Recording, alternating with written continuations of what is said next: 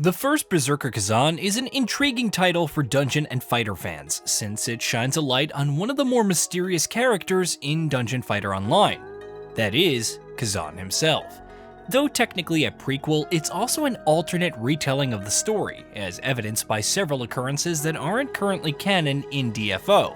However, most of you are probably eager to experience his journey after playing the demo and being pleasantly surprised by the combat and aesthetic. And that's completely fair. Just be warned that the rest of the game doesn't rise much beyond that level. The story of Kazan starts post-betrayal. After defeating the Berserker dragon Hismar and being hailed as a hero by the Pelos Empire, he's suddenly tortured by the Emperor and exiled. Meanwhile, Ozma, his best friend and closest ally, has already been executed. So, for all justifiable reasons, Kazan wants revenge. In his incapacitated state, the mysterious Blade Phantom ambushes his convoy in Heinmach Pass and possesses Kazan. Through a few twists and turns, the duo ultimately form a pact. Kazan will borrow the Phantom's power to take out the Emperor and his betrayers, while the Phantom has a vehicle to complete tasks for his master Karen. There's seemingly more to the Phantom than meets the eye, while Kazan must also deal with other troubling developments throughout the Empire. I wrote several months back about how revenge paired with anger offers a unique introspection into a character's psyche. Kazan was brutally tortured with the tendons in his limbs severed after all, and his best friend and closest ally was murdered.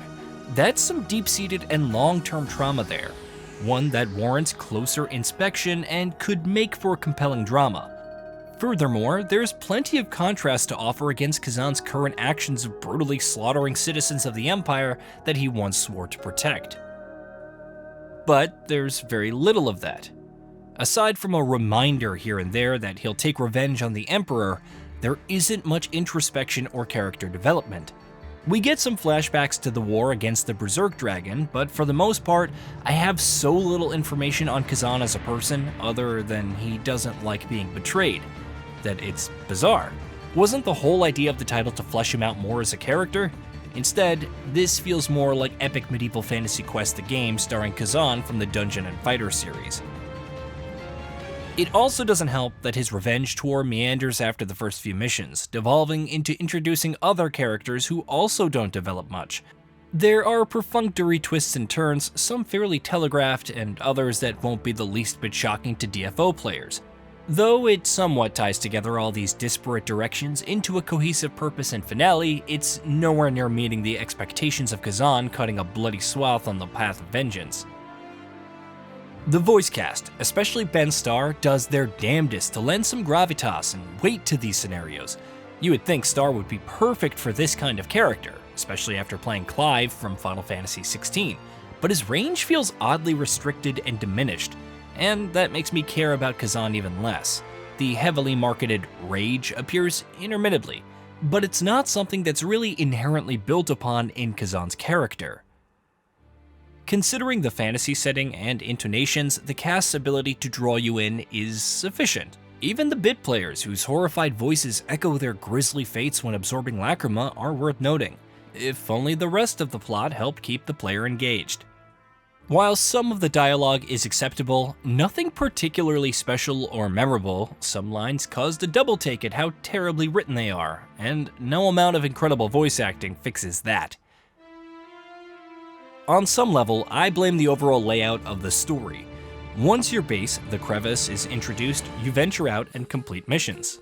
Upon returning, perhaps you'll interact with the slowly growing pool of characters, and repeat.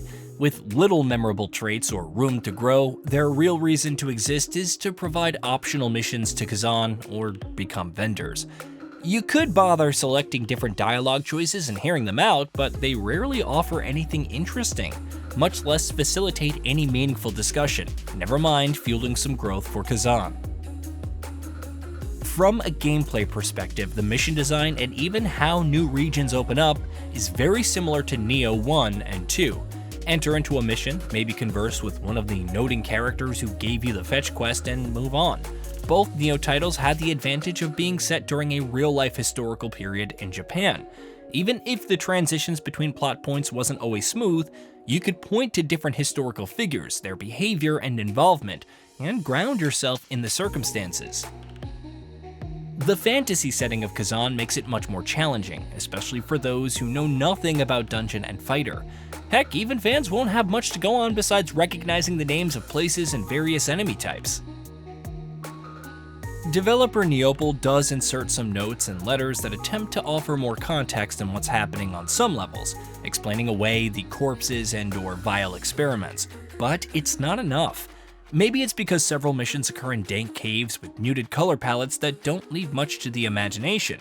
Maybe the locations I was looking forward to didn't meet expectations due to the story setup.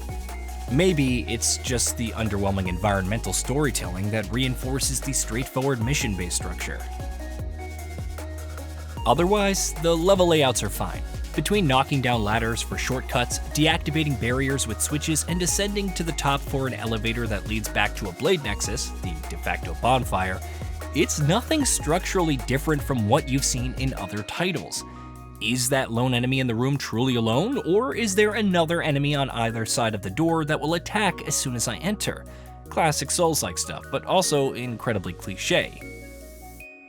However, the pacing feels right, and Neople does put some decent spins in places, lightly playing with verticality and environmental hazards. Levels start pretty linear early on, but offer more alternate paths and optional things, like soulstone cores or elite enemies that provide more XP and gear. If only the side missions were more interesting or varied in terms of objectives. They can also feel short. I would have preferred fewer if it meant more memorable tasks and stories. Repetition sets around the early to midway point of the story, especially when the same enemy types are just reused. Get ready to fight the same dragon kind, bandits, skeletons, soldiers, and spiders for a healthy chunk with the occasional yeti. Though things begin to freshen up from the late game onwards, that's when some truly out-of-field monstrosities start appearing with new tactics and movesets. This brings us to perhaps the most positive aspect of the experience: combat. The First Berserker is a Souls-like, leaning more towards Neo and the sequel's burst counters, and as such, you unlock abilities and chain them together with skill points. There's also a Sekiro-like bent, focusing on parrying and breaking through poise, aka fortitude, to exhaust enemies and bosses for brutal attacks. The core difference is that you don't have an inexhaustible supply of stamina for sprinting and attacking, nor is there a key burst to regenerate whatever you spent on attacking. The result is a push and pull between the more traditional Souls-like aspects and the parts that want to embrace the Unga Bunga. It's as intriguing as it is severe because the reward for properly parrying attacks is that you won't lose that precious stamina needed for attacking. It's a system where merely blocking feels inadequate, but this smoothens past the initial stages. Once you start gaining some levels, discovering higher tiers of gear, unlocking passives, and mastering your weapons of choice, Kazan's combat starts to settle into a groove that keeps challenging you. For example, you eventually have to deal with punishing status attacks that keep building regardless of those fancy parrying skills. That's when dodging starts to shine, especially when unlocking passives like Moonlight Stance, which deals damage in the direction you brink dodge. Transitioning between attacks and skills, assuming you have the sprint points, also feels good. Even Phantom Form, which is absolutely awful when you first get it, comes into its own, even though it forces some different thinking beyond Rage mode. It is a shame then that you're forced to focus on a single weapon due to how stat scaling works. Initially resetting your stats is difficult because that required item doesn't drop, and you won't unlock the recipe to craft it until much later in the game. While each weapon offers its share of nuance and tactics, sticking with a single type for so long inevitably adds to the repetition. Thankfully, the First Berserker doesn't skimp on its main boss fights. The showdown with Viper, which starts as an elegant dance, transitions into a brutal second phase with an overwhelming air, especially when things go dark, and only the glow of its eyes hint at its oncoming attacks. Then there's Maluka, barely above your average elite bandit before busting out the Nito Ryu and Judgment Cut End for an SSS-stylish display of damage. Sure, some bosses can feel slightly overkitted, but even the scant few who feel similar in their overall strategy have various nuances. Not every boss fight is perfect. There's one that looks simply incredible yet is completely bungled by the targeting, and the sheer number of threats with grab attacks is undeniably irritating. I also was disappointed after fighting my first Phantom. a spin on the Stellar Blade Phantom battle, and not similarly facing the others, instead finding items to unlock them. Then again, I haven't discovered them all, so perhaps other killer encounters await, but the side missions otherwise offer regular foes turned into bosses. The First Berserker is also primarily a loot-driven game. You'll receive tons of loot, making crafting feel pointless for a significant portion of the game, since something higher level or higher rarity will likely just drop shortly after. The loot also isn't too exciting, providing stat increases most of the time. Set bonuses can be something to build towards, though they're once again stat bonuses, with only a handful offering truly unique abilities. In the end, your playstyle is determined by the weapon type and skills beyond anything else, making the loot feel two-dimensional. As for the presentation, I quite like how Neople has handled the anime stylings of Kazan, which look sleek but have their grunginess. The muted colors and lighting in some environments make it difficult to admire all the details, and there's definitely some visual overload in places. Nevertheless, it's a strong balance between macabre and sleek, and the animations are extremely clean, save for a bit of jankiness when Kazan has to step on 1 foot down from a slope. The music is also fairly underrated. At times, it feels like the orchestrals make up for the lack of weight in the narrative, adding to the dark fantasy atmosphere in the process. Despite several of my misgivings with the First Berserker Khazan, it isn't a bad game, and Souls-like action RPG fans, especially those experienced with the Neo series, will find a healthy amount of content. Beyond its combat, several of the boss fights, and the presentation, it feels lacking in a soul. Formulaic in many places, repetitive in others, and downright disappointing with the overall plot and Kazan's characterization, especially since it's a what-if scenario to the established dungeon and fighter canon.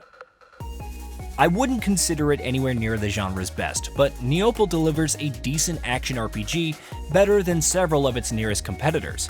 Some may be left wanting more, while others dig in like it's Souls-like comfort food, before eventually moving on. Hey, did you know that we at Gaming Vault upload new videos every day? Stick around, drop a like, subscribe, and hit that bell. And let us know what kind of content you'd like to see in the future with a comment below.